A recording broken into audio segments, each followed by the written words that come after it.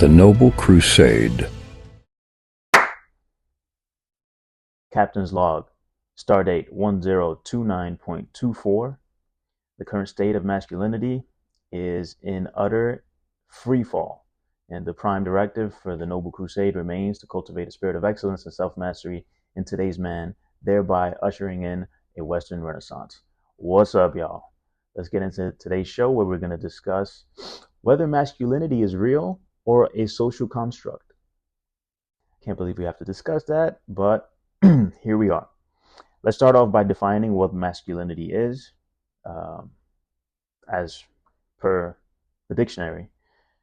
Masculinity is a set of traits, qualities, attributes, behaviors, and roles typically associated with men. As we're going to discuss today, is often discussed as either biologically innate or socially constructed. So is manhood, masculinity, a social construct? Is it simply a social construct, or does it have deep biological roots? That's what I'm hoping to discuss today. The philosopher Albert Camus said, "Man is the only creature who refuses to be what he is." Man is the only creature who refuses to be what he is. Bruh, couldn't agree with you more, brother. So let's start off by discussing some biological differences between men and female. So just like kind of lay out what we're talking about here. So what are some major physiological differences between men and women? So men have wider jaws, they have larger teeth, they bite harder, they have thicker skulls, they have higher bone density, more upper body strength, they can punch harder, they can throw objects more naturally and with more accuracy. They are taller, way more on average. They have a different waist to hip ratio. Women's elbows are at a different angle. Women have higher tolerance for pain. Women have higher levels of stamina. Women have a slight edge in verbal ability, and men have a slight edge in spatial ability. So that's physiological. Psychological. Psychologically, men are more assertive. Women are more enthusiastic. Women are higher in withdrawal and volatility. Women are more agreeable and more polite. Men are more industrious, and women are more orderly. Women are higher in openness, and men are higher in interest in ideas. And the biggest difference between the sexes that we know of psychologically is that men tend to be more interested in things. Women tend to be more interested in people. Obviously, all of this is on average, and there's a lot of overlap. Obviously, there's a lot of overlap between the sexes on this, but at the extremes, there's no comparison. Like, the strongest man is by far way stronger than the strongest woman. There's no debate about that. And so let's discuss why. I think testosterone is a major player in this discussion. So let's look at some studies that show, and what they show on testosterone and behavior. So this is from the Journal of Neuroscience. Men have 10 to 20 times higher testosterone levels than women, impacting behaviors like aggression, dominance, and risk-taking. The Journal of Neuroscience found testosterone to be directly linked to traits associated with masculinity, such as assertiveness and competitiveness. So as far as an evolutionary perspective goes, you can say testosterone evolved to support male roles in competition, protection, and procreation, which we will see later is across the globe considered the main traits of masculinity, of manhood, is providing, protecting, and procreating. So testosterone is directly linked with those traits. Brain structure differences. This study is from the National Institute of Mental Health. It found that men generally have a larger amygdala, which is associated with processing fear and aggression, contributing to traits like resilience and assertiveness. So your courage comes from, if you have a bigger amygdala, it seems like you have a higher capacity for courage, which would be a key thing to have if you're protecting a family or a village or a tribe, etc. These differences shape behaviors linked with masculinity, supporting traditional male roles across cultures. Neuroplasticity and masculine identity. A study from the Harvard Medical School show that brain plasticity allows for adaptability in gendered behavior. The testosterone and brain structure lay a foundation for typical masculine traits. That's from Harvard Medical School. Now that's all physical stuff, right? Let's go to cultural. The anthropologist David Gilmore, who wrote a book called Manhood in the Making, he studied cultures all around the world, everywhere. Like, this is not just in the West, over in Asia, Africa, the whole world. And he asked them he asked them all the same sorts of questions to do his study. And one of the main questions was, what is masculinity? And what does it mean to be a man? And across all these societies, they consistently answered bravery, resilience, and strength as core masculine traits. So bravery, resilience, and strength. Across cultures, men were expected to be protectors, providers, and risk takers, which Gilmore argues are responses to survival demands. So in order to survive, you need strong men. Fucking, what a major light bulb. Quotes from Gilmore himself: masculinity must be achieved and earned. It is not simply granted. Amen, brother. So the main takeaway from the cultural aspect of this and his book, which I just ordered, I'm going to read this book and I'll come back and update you guys on. Masculinity is not just cultural. It's culturally reinforced, but it has biological underpinnings. Duh. Like, fucking duh, dude. Like, it's a little frustrating. I'm trying to keep my cool here, but to say that masculinity is just a construct, that's when you know you're dealing with someone who's just like, bro, like, do I even want to sit here and argue with you? Like, this is wild. That's wild. I think clearly what has happened is, yeah, it is partly a social construct in the way language is a social construct. So like, if you say masculinity is a construct, okay, it's a construct in the way this book is a construct, right? Like, we have observed things for thousands of years, obvious biological things, like men have certain genitalia and women have different genitalia, and we've observed differences that, like the ones we've just described, and we called it something. We called it, okay, this guy seems more masculine. The word masculine is a social construct, yeah, but it's labeling something that's very real, right? Like, this book is very real.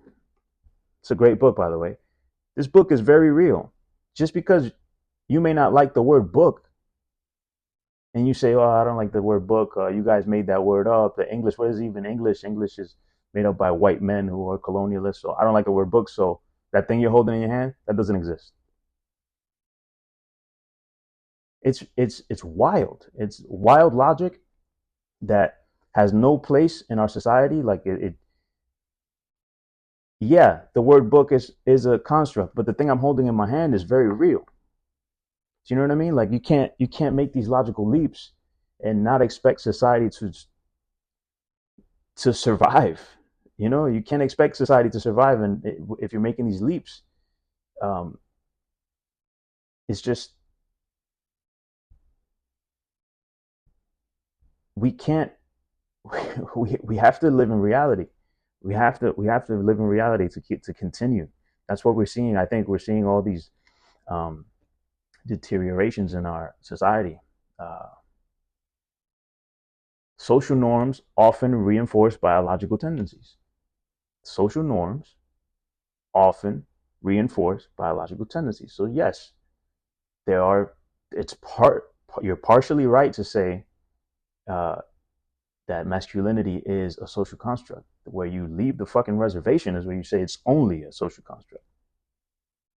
You know, so let me ask you a question. If your house was burning down and you were trapped inside and you had your whole family in there, would you want, you got one phone call to make, would you want us to send the most feminine man, the most feminine person, or the most masculine person to come in and drag your family out of that fire? This is when shit hits the fan, this is an affliction of affluence. That's what this is. This is spoiled people who have nothing better to do than to come up with fucking problems that never existed before.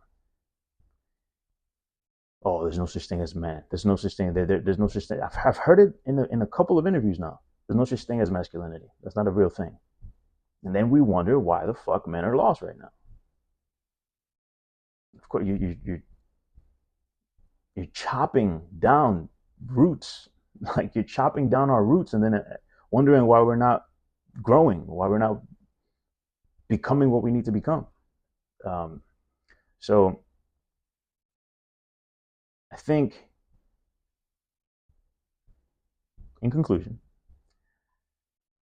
masculinity is definitely real. It's not. It's also it's definitely a social construct, to give the devil its due, but it's also a biologically sound, it's a biological phenomena as well. It's not just a social construct. It's both. And there's so much evidence across so many different domains and arenas, whether it's physiological, whether it's psychological, whether it's cultural, whether it's your fucking common sense. This is a ridiculous conversation to be having when the world is in the state that it's in. And it perhaps is the case that the world is in the situation it's in because we're having this conversation. So it's like, it's a which came first, the chicken or the egg situation. What are the risks? I feel here's a stat. 50% of all homicides that happen to women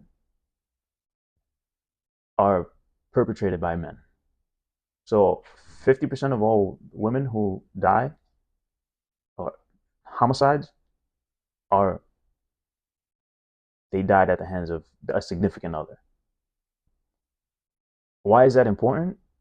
Because if we blur the lines between what a man and a woman is, then when that happens, only 3% of men are ever killed by women in a homicide. That's a huge disparity, right? So if we continue down this path of blurring the lines and there's no such thing as men or women, it's the same shit. What happens when you call 911 and say, hey, I'm in danger, there's violence happening, I'm a woman and there's a man here trying to. What's the difference between men and females? Like, well, why even make that stipulation? How are we to protect women if there's no difference between men and women, right? It's a huge risk. Like, women are also at risk with this line of thinking being pervasive or being, pushed out there in society. We have to notice these differences in genders because it's important. I'm not saying all men are homicidal. That's not the point here. The point is that there's a difference, and women are more vulnerable because of the differences. So we need to at least take note of it to be able to act when necessary. But yeah, shit that we all knew literally 2 days ago. It's now now we're having to talk about it like it's something new or fucking rocket science. This is ridiculous. So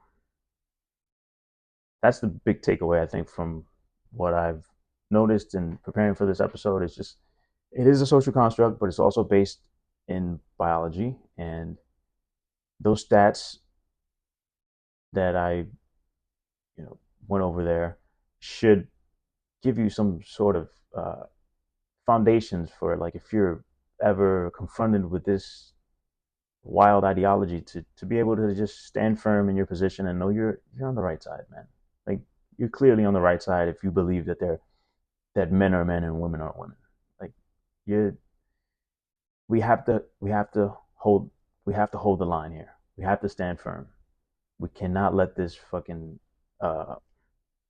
ideology run amok and run away with our society, because it's looking like it's going to, if we don't stand up. And again, that goes to the trait of masculinity: standing up for something, having the courage to just say, listen, this is blue is blue, red is red. Like, I'm not with this bullshit of uh, not believing my lying eyes. Don't believe your lying eyes. I'm not falling for that. So, need to emphasize discipline, responsibility, self mastery, all of the above, and I feel we will prevail in this endeavor.